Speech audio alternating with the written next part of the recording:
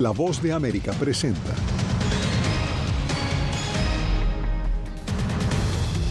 Corte Suprema de Estados Unidos autoriza a la patrulla fronteriza retirar el alambre de púas instalado por Texas en la frontera con México.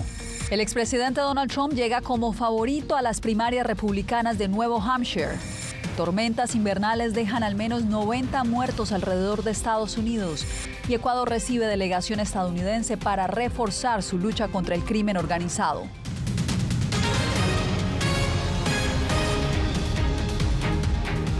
¿Qué tal desde Washington? Les doy la bienvenida a esta semana de Información en el Mundo al Día. Les saluda Yasmín López.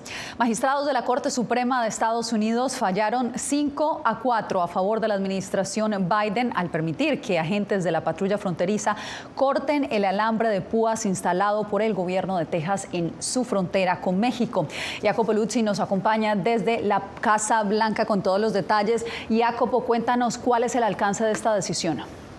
Yasmín, según el Departamento de Seguridad Nacional, la remoción del alambre permitirá a la patrulla fronteriza cumplir con su trabajo y asistir a los migrantes que ya dijo habían cruzado la frontera, algo que el alambre impedía en varios puntos. La Casa Blanca planea pronunciarse sobre esta decisión, sobre este fallo, en las próximas horas. Al mismo tiempo, esta decisión de hoy no resuelve la disputa sobre el Parque Shelby, ocupado por las autoridades de Texas en la ciudad fronteriza de Eagle Pass. Sobre esto esperaremos otro fallo en febrero. Jacopo, y hoy el presidente Biden también hizo un importante anuncio a 2 años de que la Corte Suprema anulara el fallo que permitió el aborto durante más de 50 años en este país. ¿De qué se trata? Es la cuestión del aborto, que según la Casa Blanca es un tema muy importante para muchos estadounidenses y el presidente Biden quiere hacer lo que puede para garantizar este derecho. Sin una ley del Congreso, sin embargo, sus posibilidades no son muchas. Pero Biden dijo este lunes que su administración está tomando nuevas medidas para facilitar el acceso al aborto y proteger a las mujeres en este país. La Casa Blanca anunció nuevas medidas destinadas a facilitar el aborto en hospitales y garantizar el acceso a anticonceptivos y medicamentos abortivos. En un comunicado, el presidente Biden dijo que esto representa su último intento de contrastarse con sus rivales republicanos, que apoyan límites estrictos al aborto en Estados Unidos. Y llega en el aniversario del fallo que garantizó el derecho federal al aborto durante casi 50 años, hasta que la Corte Suprema lo anuló en 2022. La solución definitiva es aprobar una legislación nacional federal para restablecer las protecciones de Roe y continuaremos trabajando con la esperanza de que el Congreso apruebe esa legislación para que el presidente pueda firmarla. Frente al caos médico y legislativo que existe ahora, dijo Klein, las agencias federales emitieron una guía que aumenta la disponibilidad de anticonceptivos gratuitos, mientras un equipo especializado verificará que los hospitales, incluso en los 21 estados que prohíben o limitan el aborto, ofrezcan estos procedimientos de emergencia cuando la salud de la mujer está involucrada. Los votantes han votado para proteger los derechos reproductivos. Necesitamos estas protecciones en todos los estados, porque el acceso a su familia a la atención médica no debe depender de su código postal. Las medidas resaltan el esfuerzo presidencial sobre el tema, frente a varios pedidos de la sociedad civil para que la Casa Blanca tome medidas más enérgicas e impulse el acceso al aborto. Sin una ley del Congreso, el tema del aborto queda en manos de cada estado. La administración Biden dijo que sigue trabajando con el Congreso para promover una legislación que proporcione un derecho nacional al aborto. Sin embargo, en el Capitolio, Yasmín, hay aún mucha división sobre este tema y ningún paso adelante claro frente a las resistencias republicanas. Gracias, Jacopo. Te agradezco por este reporte.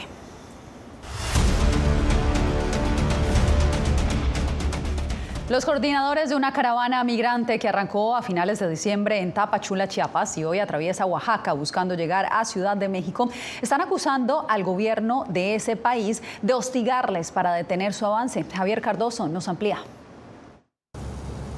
Han caminado más de 500 kilómetros desde Chiapas a Tehuantepec, en Oaxaca. Aseguran que las autoridades mexicanas quieren que retrocedan. Somos personas dignas, que nomás lo que estamos pidiendo es un tránsito, un papel firmado donde diga que podemos transitar tranquila y libremente donde nosotros queremos llegar. Afirman que no confían en el Instituto Nacional de Migración de México. Quedaba en transporte del estado de Oaxaca para Ciudad de México, pero al final es toda una mentira, era para Veracruz, es para atrás, no es para adelante. La verdad, pues Veracruz ahorita está feo, hay mucha migración que está deportando a la gente. Y es que solo desde el norte o centro de México los migrantes pueden inscribirse en la plataforma CBP One para solicitar asilo a Estados Unidos. Esta plataforma parte del paralelo 19, que es la Ciudad de México, hacia el norte. Nosotros estamos pidiendo que se corra hacia el sur para no forzar a que los migrantes tengan que ir por el norte de la Ciudad de México para inscribirse en esta plataforma. Este es uno de los 10 acuerdos a los que llegaron los gobiernos de México y de Estados Unidos, que prometieron reunirse nuevamente a finales de febrero e incluso visitar la peligrosa selva del Darién. Javier Cardoso, Voz de América, México.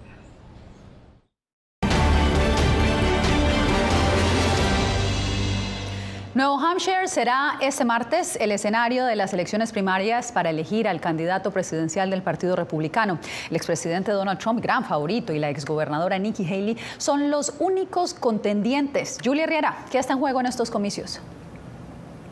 Yasmín, según los expertos, el resultado ayudará a conocer las prioridades y preocupaciones de los votantes. Además, señalan que Nuevo Hampshire es un estado moderado y eso podría representar una oportunidad para que Haley gane apoyo. De hecho, el gobernador de ese estado ya la respaldó. Y aunque Haley continuará buscando seguidores, los sondeos perfilan a Trump como favorito. Continúan los eventos de campaña horas antes de las elecciones primarias del Partido Republicano en Nuevo Hampshire. Una contienda que enfrentará al expresidente Donald Trump y a Nikki Haley, embajadora ante la ONU durante el mandato de Trump. Es hora de que apoyemos a los que son más jóvenes, es hora de que busquemos más soluciones, es tiempo de modernizarnos. Consigan a sus vecinos, a su familia, a todos los que tengan para que voten, porque tenemos que ganar con un gran margen. Nuevo Hampshire es un estado rural del noreste del país controlado por los republicanos. Allí, este grupo de mujeres apoya a Nikki Haley, quien aspira a convertirse en la primera mujer presidenta de Estados Unidos. Hay mucha polarización. Quiero que la gente se una y tengo esperanza de que eso pase con Nikki. Mientras, un grupo de voluntarios de la campaña de Trump continúa trabajando para conseguir votantes. Vamos a llamar puertas, vamos a hacer llamadas telefónicas, lo que sea para que vuelva el presidente Trump. Las encuestas dan como ganador a Trump. Un sondeo reciente conducido por el Washington Post y la Universidad de Monmouth otorga al exmandatario casi 20 puntos porcentuales de ventaja. Estas serán unas elecciones primarias marcadas por el abandono del gobernador de Florida, Ron DeSantis. No puedo pedir a nuestros seguidores que sean voluntarios en su tiempo libre y que donen recursos si no tenemos un camino claro hacia la victoria. Un abandono en el que además pidió el apoyo para Trump, el que era considerado su gran rival dentro del partido. DeSantis afirmó que ahora se centrará en su carrera como gobernador de Florida.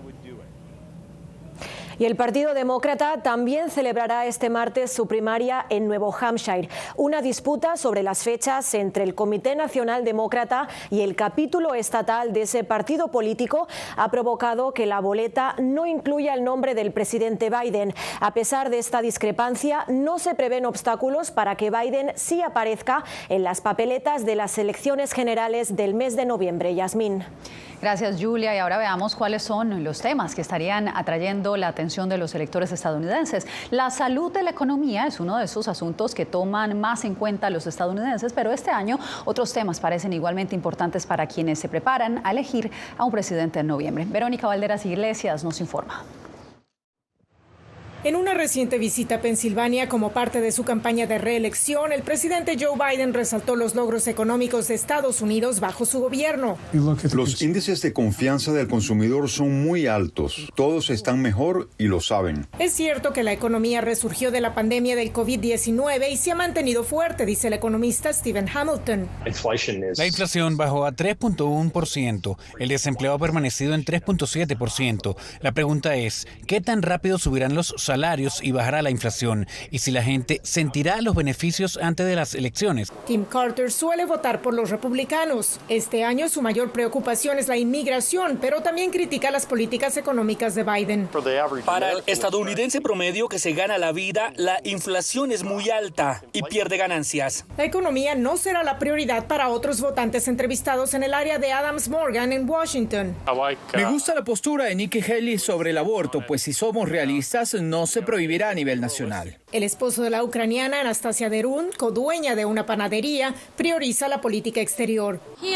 Sabe que el Partido Demócrata ayuda más a Ucrania. También hay republicanos que quieren ayudar, pero algunos acuerdos no se han concretado y no sabemos qué esperar. Elsa Abraham no se basará en la economía para votar por Biden, pero aprecia cómo la ha manejado. Es cada vez más fuerte y las tasas de interés bajarán este año. Pero aún hay incertidumbre, dicen los economistas, sobre si la inflación bajará al ideal 2% o si habrá que subir de nuevo las tasas de interés antes de las elecciones de noviembre. Verónica Valderas Iglesias, Voz de América, Washington.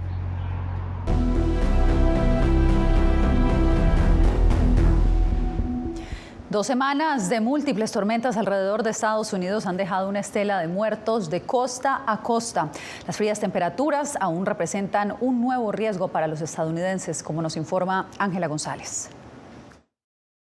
Al menos 90 personas han muerto a consecuencia del clima extremo que ha experimentado gran parte del país, según reportes de la televisora CBS, con una serie de tormentas de costa a costa que han dejado árboles caídos, accidentes en las carreteras y el conocido como hielo negro en los caminos, que es la nieve o lluvia que se congela por las temperaturas gélidas en varios estados del noreste.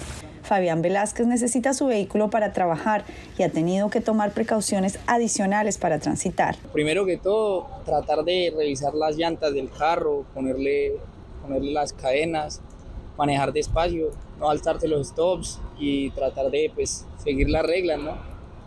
Tener mucho cuidado porque acá en Nueva York hay muchos ciclistas y es muy importante como que respetar. De acuerdo con el Servicio Nacional de Meteorología, manejar se hace peligroso por la lluvia congelada que ha caído. En Oregon, más de 45,000 hogares permanecían sin electricidad y en otros estados como Pensilvania, California, Indiana y Nuevo México también se reportan cortes de luz. En Nueva York se activó el código azul para que las personas desamparadas no duerman en las calles. Entre tanto, migrantes recién llegados experimentan el frío extremo por primera vez. Demasiado frío y para buscar trabajo está demasiado duro, para eso lo del trabajo. Si nos podrían ayudar, si sea con los permisos, con lo que sea. Según pronósticos, las condiciones de los caminos congelados se podrían mantener hasta comienzos de la próxima semana, cuando se espera lluvia y aire más cálido que podrían traer un riesgo de inundaciones. Ángela González, Voz de América, Nueva York. Nos vamos ahora a Quito, Ecuador, donde hoy llegó una delegación del gobierno de Estados Unidos buscando unir esfuerzos para combatir la escalada de inseguridad en ese país. Hacemos contacto en directo con Néstor Aguilera, que precisamente se encuentra en el Palacio Presidencial. Néstor, cuéntanos cuál sería entonces el rol de esta delegación.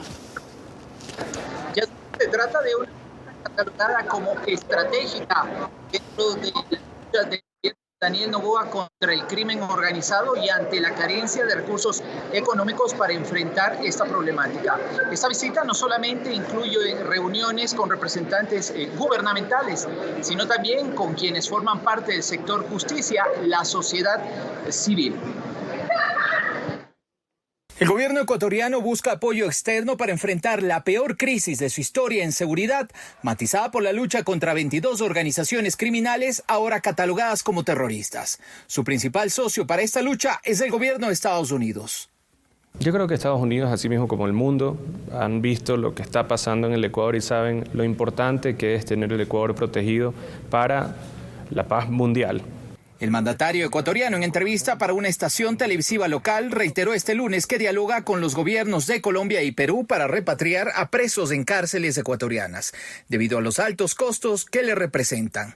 Además, aseveró que el país andino se ha vuelto una pieza clave dentro de las rutas de los grupos narcoterroristas. Y si logramos tener el control total aquí en el Ecuador, la región mejora.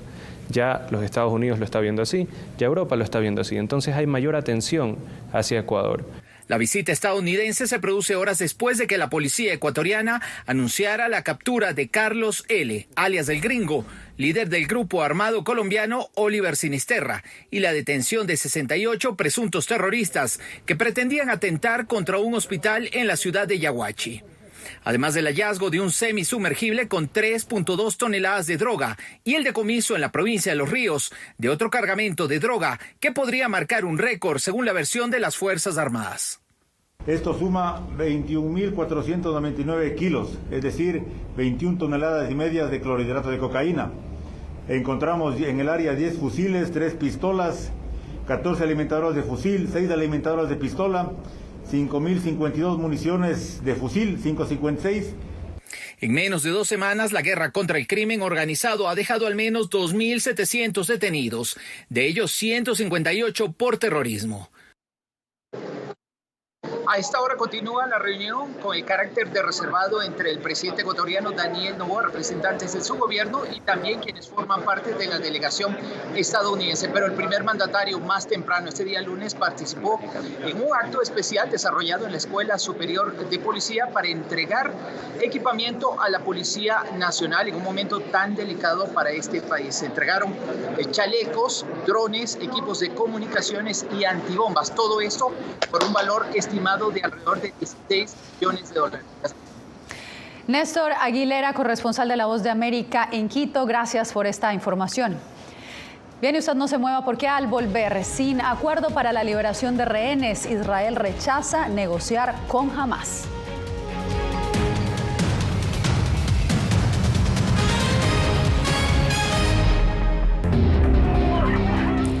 Sin solución a la vista. Mientras en el puerto de entrada. La masiva migración no cesa. Esa es la situación a la que se enfrentan estos migrantes. Y en medio del complejo reto migratorio comienza el año electoral en Estados Unidos.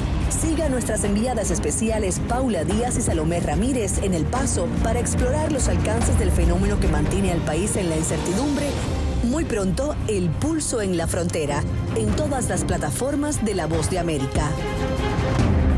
Soy Néstor Aguilera, corresponsal de La Voz de América en el Ecuador. Informar sobre la realidad de un país exige una alta dosis de responsabilidad periodística, más aún cuando las noticias evolucionan a cada instante.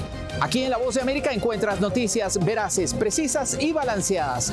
Valores profesionales que me motivan a trabajar día a día para informarte de manera profunda sobre los temas que más impactan tu vida diaria. Porque en La Voz de América, la prensa libre importa. ¿Quieres mantenerte informado de primera mano? Únete a nuestro canal de WhatsApp.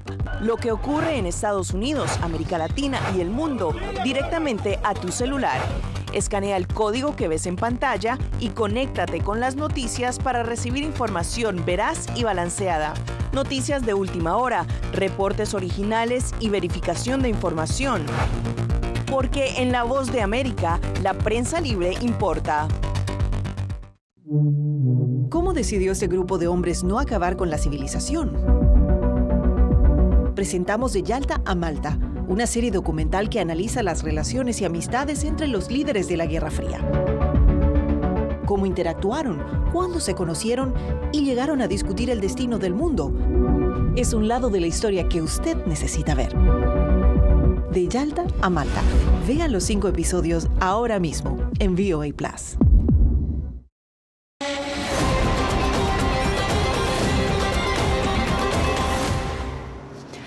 Familiares de rehenes israelíes en manos de Hamás siguen sin conocer cuándo volverán a ver a sus seres queridos luego de que el primer ministro israelí rechazara las condiciones de Hamás para poner fin a la guerra. Pilar Cebrián nos envía el reporte. En un encuentro con los familiares de los rehenes este lunes, el primer ministro israelí ha anunciado tener un plan para la liberación de los rehenes y ha rechazado una propuesta de Hamás. El ala derechista del gobierno, entre ellos el ministro de Finanzas, Bezalel Smotrich, han dicho que solamente con presión militar e intensificando los combates se logrará liberar a todos los rehenes. Y también estuvo de acuerdo con Netanyahu en que un alto el fuego fortalecería a Hamás. A cambio de la liberación de nuestros rehenes, Hamás exige el fin de la guerra, la retirada de nuestras fuerzas de Gaza, la liberación de los asesinos y violadores de la Nukba y dejarlos a cargo. Si estuviéramos de acuerdo con esto, nuestros soldados habrían caído en vano. No podríamos garantizar la seguridad de nuestros ciudadanos y el próximo 7 de octubre sería solo cuestión de tiempo. El primer ministro palestino, mientras tanto, insistió en la presión internacional para buscar una solución que involucre la creación de un Estado palestino, mientras se confirma que ya son 25.105 los muertos en la franja. El mundo no debería prestar atención a la posición de Netanyahu y su gobierno, que rechaza la solución de 2 estados. En cambio, el mundo debería esforzarse por poner fin a la ocupación, reconocer unilateralmente al Estado de Palestina y votar para que Palestina se convierta en Estado miembro de las Naciones Unidas. La ONU destacó que a la fecha más de 1,7 millones de gazatíes han sido desplazados y denunció el bloqueo de Israel para la entrada de ayudas, asegurando que en enero solo 7 de 29 misiones de la agencia pudieron entrar en la franja para entregar alimentos, medicinas, agua y otros suministros. Nuestra vida es una muerte lenta. Los niños mueren lentamente. Si no hay tratamiento, esto es una muerte lenta. Mientras tanto, Estados Unidos, que ha reiterado su apoyo a Israel, ha emitido una ráfaga de nuevas sanciones contra Hamás, también contra las compañías vinculadas a los guardianes de la revolución iraníes, como por ejemplo la aerolínea Fly Baghdad, o también contra la milicia de Hezbollah, que opera en el Líbano. Todo por los ataques de estas brigadas al personal militar estadounidense. Pilar Cebrián, Voz de América, Tel Aviv. Nuevamente hacemos una pausa, usted no se mueva, ya regresamos. Soy Gonzalo Abarca, presentador de La Voz de América. Cada semana, desde nuestro programa Foro, programa de análisis y debate, vamos más allá de la noticia, con los temas de interés que ocurren en Estados Unidos e impactan en toda la región. Desde La Voz de América, tengo el privilegio de moderar debates y confrontar ideas diferentes. Así nuestra audiencia se puede formar su libre opinión y tomar sus decisiones bien informadas. Porque en La Voz de América, la prensa libre importa. El crimen organizado asesinaba a los chicos y luego cremaba los cuerpos. Periodismo, la prensa libre importa, una coproducción de La Voz de América y Latina. Sí que es complicado hablar acá de libertad de expresión. Disponible en vozdeamerica.com. Soy Diva Lizeth Cash, periodista y presentadora de La Voz de América. Ir más allá de la noticia, escuchar las voces de las minorías y de las comunidades más vulnerables para informar sobre sus necesidades y logros es mi pasión. Económicas se ven obligadas. Desde Washington, visibilizar la diversidad étnica de Estados Unidos y de la comunidad hispana es parte de una pasión que compartimos en La Voz de América, donde la prensa libre importa. Que empiecen a callar a periodistas, que empiecen a callar medios. Periodismo, la prensa libre importa. Una producción especial de La Voz de América. Porque al final lo que está en juego no solo medios de comunicación, sino la democracia de un país. Disponible en vozdeamerica.com.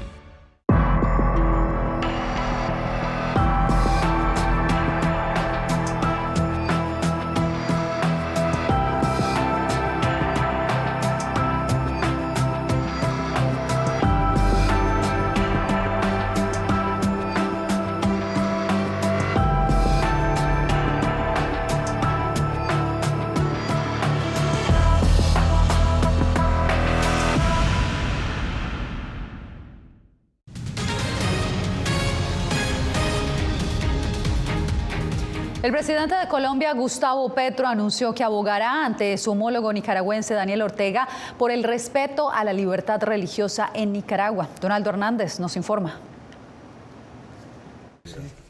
El Papa Francisco y el presidente de Colombia, Gustavo Petro, mantienen su preocupación por la situación religiosa en Nicaragua. Recientemente, ambos jefes de Estado plantearon la necesidad de un diálogo.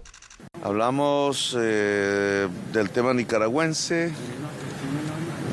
Colombia puede poner sus buenos oficios El mandatario colombiano Gustavo Petro se ofreció como mediador entre el gobierno de Nicaragua y la Iglesia Católica. El 29 de enero, una delegación colombiana arribará a Managua para negociar la aplicación de los fallos de la Corte Internacional de Justicia sobre la frontera marítima de ambos países en el Mar Caribe. Y allí hay una oportunidad para hablar de otros temas, indudablemente. A mí me gustaría que hubiera un relacionamiento normal, una normalización de la actividad religiosa. Activistas de derechos humanos han visto positiva la iniciativa de Gustavo Petro, pero dudan de la voluntad del gobierno de Daniel Ortega de querer dialogar. Creo que Ortega en realidad no tiene ningún objetivo de dialogar. Las tensiones entre la Iglesia Católica y el gobierno de Managua se mantienen tensas desde el año 2018. El presidente Daniel Ortega ha acusado al Vaticano de promover un golpe de Estado en Nicaragua. Por esa razón fue expulsado el embajador de la Santa Sede y más de 200 religiosos han sido exiliados. Donaldo Hernández, Voz de América. En 2024, Bolivia apostará por impulsar el turismo, especialmente en el Salar de Uyuni, el destino más popular y reconocido del país. Pero como nos cuenta Fabiola Chambi, antes deberá superar varios desafíos. Según el gobierno boliviano, en 2023 el turismo receptivo aumentó un 51,4% respecto al 2022 y generó el equivalente a $800 millones, mientras a nivel interno se desplazaron 3,1 millones de personas. Durante la emergencia por el COVID-19, este rubro fue uno de los más golpeados y muchos guías, fotógrafos y operadores de turismo reconocen que aún no han podido recuperarse. Ha bajado mucho el turismo. Yo recuerdo hace 10, 9, 8 años, el auto entraba seguidito, casi Copacabana se llenaba, los alojamientos se llenaban, antes se ganaba bien, ahora casi ya no. El gobierno anunció especial atención al Salar de Uyuni, el destino más famoso de Bolivia y uno de los recomendados por el The New York Times, dentro de su lista de 52 sitios para visitar este 2024. Estamos haciendo 3 hoteles de 4 y 5 estrellas, también de 3 restaurantes de 5 tenedores y una escuela de turismo. El turismo funciona en base a seguridad. Cada mes hemos tenido conflictos sociales en nuestro país. Y no solo eso, al sector turismo también nos está ahogando los otros competidores, las plataformas sociales, los Airbnbs, que también falta regular al Estado boliviano. Otros sitios apreciados por los extranjeros son el lago Titicaca, Copacabana, Tiahuanaco, el Parque Nacional Sajama, el Madidi y la Chiquitania. Fabiola Chambi, Voz de América, Bolivia. Tenemos más temas en instantes. Quédese con nosotros. A lo largo de mi carrera he recibido muchísimas amenazas de muerte. Periodismo, la prensa libre importa. El rol de los periodistas es ejercer el rol del perro guardián de la democracia. Disponible en vozdeamerica.com. ¿Quieres mantenerte informado de primera mano? Únete a nuestro canal de WhatsApp. Lo que ocurre en Estados Unidos, América Latina y el mundo directamente a tu celular. Escanea el código que ves en pantalla y conéctate con las noticias para recibir información veraz y balanceada. Noticias de última hora, reportes originales y verificación de información. Porque en La Voz de América, la prensa libre importa.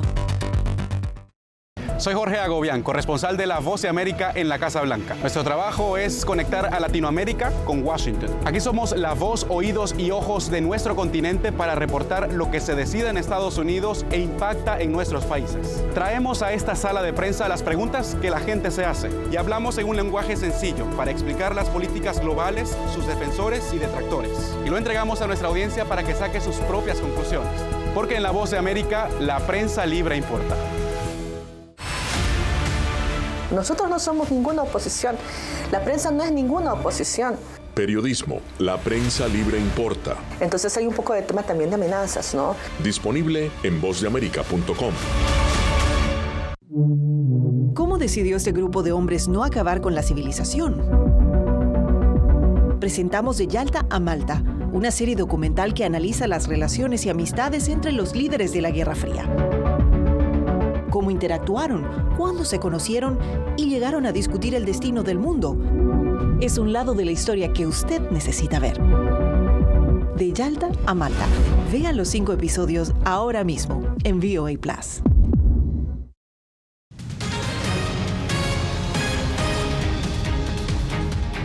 Con mucho color, danza y música comenzó el Carnaval de La Paz, la capital boliviana.